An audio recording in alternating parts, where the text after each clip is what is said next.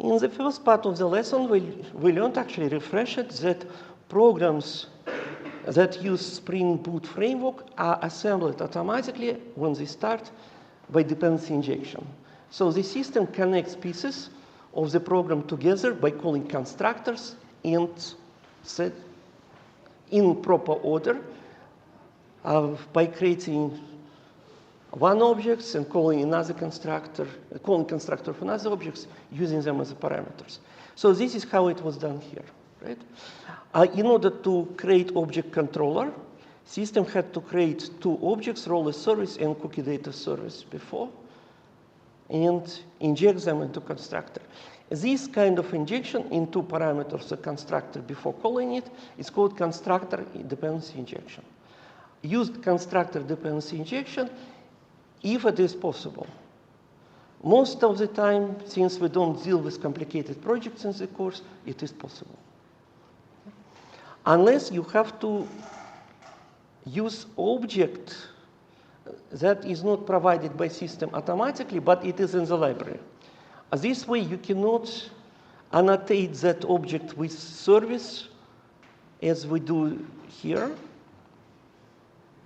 So if it is provided by library but not as a service, it is as an object. You cannot open library and write something on top of it, right? So you cannot do it this way, but you will have to provide extra configuration, and you can do constructor injection afterwards. So constructor injection can be possible, but with different configuration. So how did we have it? This object is created automatically by the system because we annotated it with service. How? By calling constructor. Okay. And after this, system calls constructor of the controller and using these two objects created automatically.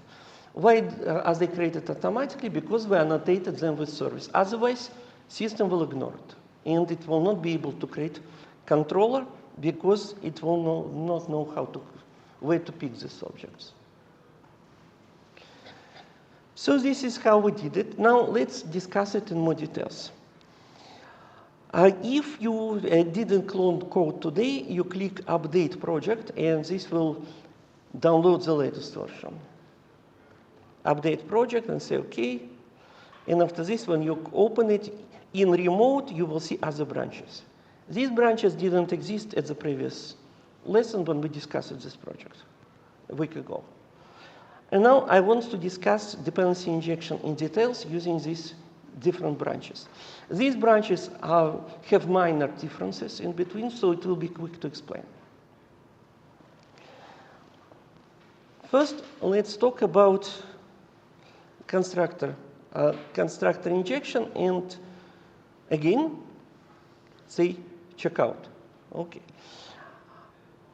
You see that in this case, I have slightly different code. I have an implementation of roller service twice. As opposite to previous example where I had only one implementation. The first implementation is like you already saw. And this implementation is using string, right? I use this implementation to explain what is Java stream is about. The second implementation is also familiar to you, and it was explained before when we had the dice, and this implementation is using rollable, and rollable is a dice. We had it in pure Java code version of this program, right? In pure Java code, we call it constructor with dice with a constructor. Constructor with dice given as a parameter to the constructor. Right? We did it manually. But in our SpringBoot version of the program, constructor is called automatically because we annotated by the service. Right? And this object is injected into constructor of the controller. So system will call constructor. Which constructor? This constructor. Outer-wired for dependency injection, constructor dependency injection is optional. So this annotation on top of constructor where dependency is injected is optional. This is why I have it here as a demo. But I didn't write it here as a demo, but it works. Because for constructor dependency injection, add outer void is optional. You can write it or you don't write it, it will still work. So how it works? This constructor is expecting dice here, right? So it means dice also should be annotated with something, otherwise system will not create this object. So let's see. Rollable, so it is whatever has roll, and dice is implementing rollable and a road component. Component is generic name, okay? It's just essentially building block component. So is there any difference between component and service annotation? No. It is just information to programmers that the service is providing some functionality, essentially. Some, I would say, business logic. Services means some part of business logic. And component, in this case, is just generic name. Doesn't have the meaning. I could write service, it would work. I just wanted to show that there are different annotations. And besides service annotation, there is also component, which is generic name. All right. So system will call constructor. In this case, constructor doesn't have parameters.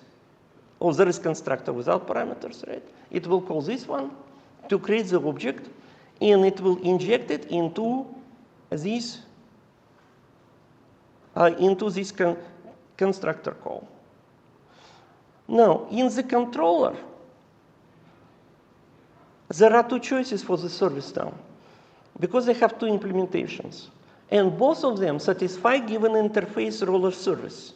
See? So the system will not know what to inject. And unless you provide additional information, it will fail at runtime. So if you do not provide qualifier specifying which service to inject, it will fail when program starts. And it will literally say ambiguity. There are two implementations for one interface. I don't know how to inject, what to inject. Okay? So if we have more than one implementation of something that you want to inject, it will not make random choice. It will fail. It will tell you, I don't know. Okay? So in order to find a way around, you have to use qualifier. This program is not artificial. It is artificial only in this specific scenario to show.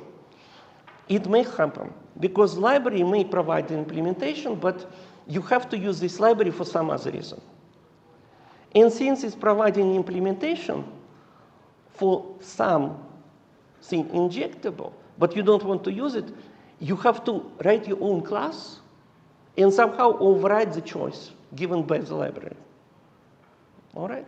So for this reason, sometimes you do need to provide qualifiers. So it is not just for curiosity. It is to override default behavior that comes from the library. Okay? So please notice that this name is name of the class, but starting with small letter. So it's not the name of the class, right? So what it is? It's the default name of bean. And you see bean picture, okay? Bean picture. Bean, in this case, it is Spring Bean. What is bean? Some object created automatically injectable by somewhere, right? Somewhere. So this is a bean. Some objects created automatically injectable somewhere, and this in the Spring system, so it is Spring Bean. Okay? It's not Java Bean, it is Spring Bean. Okay? Here it is. So you can use these links to browse through the code to look up which part is injected where. Okay? So we will see it there. So it's the name of the bean. And by default, name of the bean, it's name of the class starting with small letter. Does it have to be name of the class started from the small letter? No, it doesn't. You can override it if you don't like it. So how to override it? You go to this place, and you just give it a different name in this service. like my bean. Okay. Since I overrode default name of the bean created from the class, it will fail here. You see it's in red. But if you fix it with my bean, it understands it now. Okay? So what you see in qualifier, it's a default name of the bean created from the class automatically, right? So beans do have name. And if you have one, default name is name of the class, starting with small letter. You can override it. Qualify is necessary if you have more than one implementation. Otherwise, it doesn't know which one to inject, and it will fail and say you 2 implementations. Questions? So this is called constructor injection, and also this is also constructor injection. Auto-white for constructor injection is optional. This is why I may write it or don't have to write it. Usually I don't write it. So we learned about auto-white. Auto-white means automatic connection, right? Or the automatic dependency injection. So let's do the next step. Use constructor injection whenever it is possible. Sometimes it's not possible. In very rare cases. When it is not possible, it is not possible when you have circular dependencies. Like you have one class is linked to another class, and that class is linked back somehow through other classes. Right? So if dependency cannot be provided by constructor injection, there is a way to do it around it and use setter injection or method injection. It doesn't have to be setter method, it's any method, but it will be called automatically. Methods connecting piece, your object to one bean to another bean, are marked with auto-wire. So let's switch di constructor to di method. Di method, check out. You know, I edited the code and now it complains because I didn't save the changes, right? So instead of saving changes, I will roll back changes. Because what's the point of saving it, right? That was just experimentation. And now I want to check out method injection. In this case, we have constructor without parameters. So first it will create object without parameters. And it will inject it somewhere to connect. And eventually it will call setter because it is auto-wired. This way we can get rid of circular dependencies because it's provided somewhere, and after this system calls setter. Okay. And auto-wired on methods providing links or wiring links is required because you have other methods that should not be called. It's logically, right? You have to mark methods that call it automatically. So for this reason, auto-wired on the methods call it automatically to link beans are required. Okay, because you need to specify what should be called automatically. All right? So is there another option? Yes, there is another option. And this is called field injection. Recommendation for setter injection, do not use it if you can use constructor injection. Why? Because field injection makes it look more complicated. You see, there's constructor and after this setter injection. Extra complexity. But sometimes it's unavoidable. So recommendation, use constructor injection whenever possible, and setter injection only when constructor injection is not possible. Okay. There is one more way to inject, and it's called field injection. So I'm switching to di field. Check out. For the field injection, constructor doesn't have parameters, there is no setter, but field itself is marked auto-wired. So how it will work? Since every variable, even private, is visible to the system through reflection. It's a feature of Java. System can create this object and connect it to this variable. Is it good? No, it's not good. It gives you even warning. Field injection is not recommended. You see this? All right. Be aware it's not recommended. Why it's not recommended? It seems like it's simpler, right? It's not recommended because if you use field injection in your own class like this, you make it very hard to test. Imagine that you want to create an object manually and you want to test it. You can call constructor, but this variable is private and you have no easy way to assign it. So field injection in your own classes like this makes classes very hard to test. Because in order to test this class, you need to have something assigned to it, and it is hard to assign because it is private. It's not impossible, but it's hard because it's private. You will have to use reflection to assign it.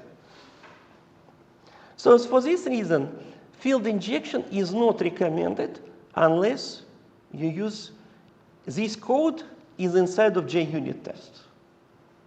Why it's okay to have code like this inside of JUnit test?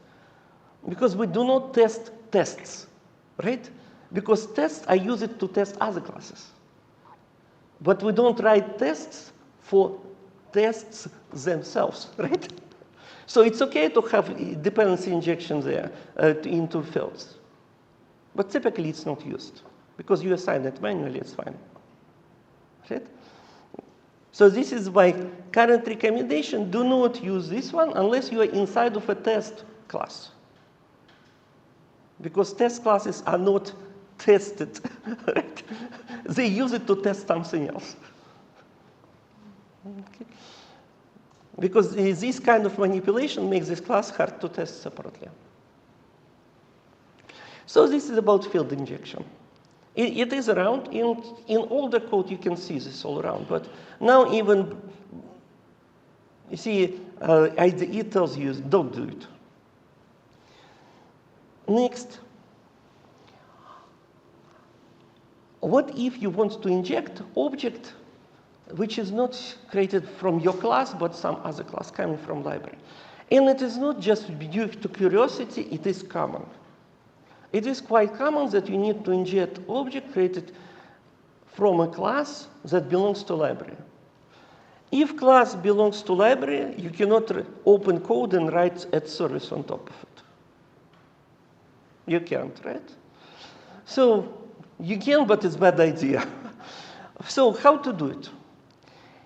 In order to provide objects in injectable way, created from libraries, you need to do something else. You need to provide configuration class. So switching to DI configuration. DI configuration. Check out. So how it works? Let's go to code. In my service here, I don't have annotations service. Right? It means it is done differently. In my Dice, I don't have annotation component. Right? It means configuration is done elsewhere. It is done inside of configuration class. In my config, I have DiceRoller config. You can have more than one config class. It is able to treat it by one. You can have more than one class like this. But on top of such classes, you have to write add configuration. If you took Android course, you're familiar with the concept of module for dependency injection. It is the same idea. You write methods that return objects that system needs to inject somewhere. In Android, it was called module, and this was called provides. Provides this, provides that. In SpringBoot, it is called configuration and bean. Okay? Bean, it's annotation for a method that returns an object injectable somewhere. This is my own class, but I can call constructor of some system class. obviously, right? Or some library class. This way, I don't need to have access to the code because I can call constructor of that class inside of my own method and make this object injectable. So this is very common approach, extremely common. In larger project, obviously. In small project, you don't need it. In larger projects, it's extremely common, this approach. And when you define enough of these beans, system will be able to figure out how to connect them together. For example, you need to inject roller service somewhere because it's a parameter of constructor, roller service, right? How to do that? System will figure out, oh, this method is returning roller service. Cool, it's returning roller service. But it needs this parameter. So it will figure out, okay, it needs to call rollable to call this method before. So it will build dependency tree the same way as dependency tree for constructors. And it will figure out proper call sequence of those methods. Okay? You can combine both. You can combine constructor injections with this kind of configuration, method calls. And typically you have both. And I do have both here. Because in the controller, I still have constructor injection and still controller notation, right? Constructor injection. But please notice this is different name now. Because if we use configuration, default name of the bean is a method name. It's no longer constructor. It's no longer method of the, it's no longer class name. It's a method name. So I refer to call of this method inside of my class. See, qualifier, and this is a bean name. You can rename it if you don't like default name the same way. You go here and just rename it here to my bean, for example.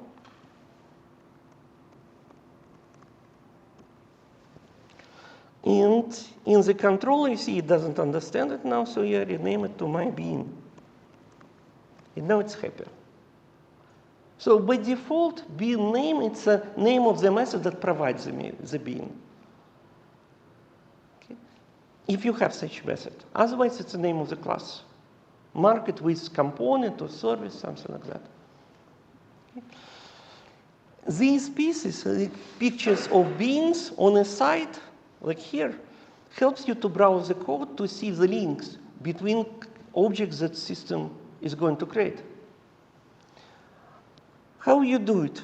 You click on the bean and see what happens. Oh, it comes from here, right? But where this is coming from? You click on this. Oh, it's coming from here, right?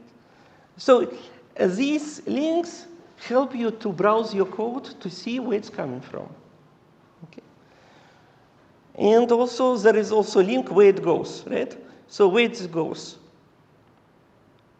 So let's find out which way is this. No matching auto-white candidates found. It's probably just because I didn't synchronize it. Let's try to synchronize.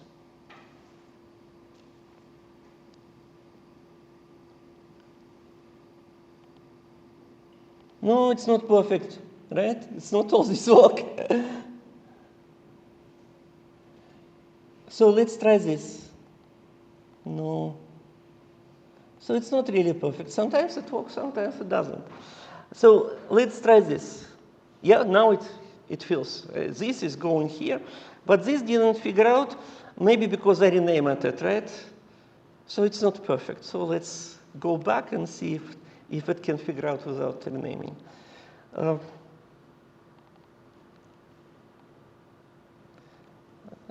So rollable.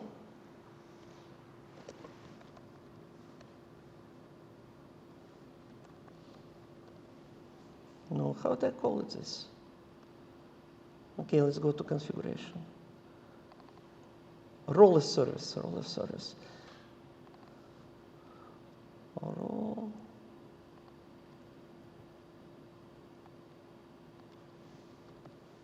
Roller service. Okay, let's check.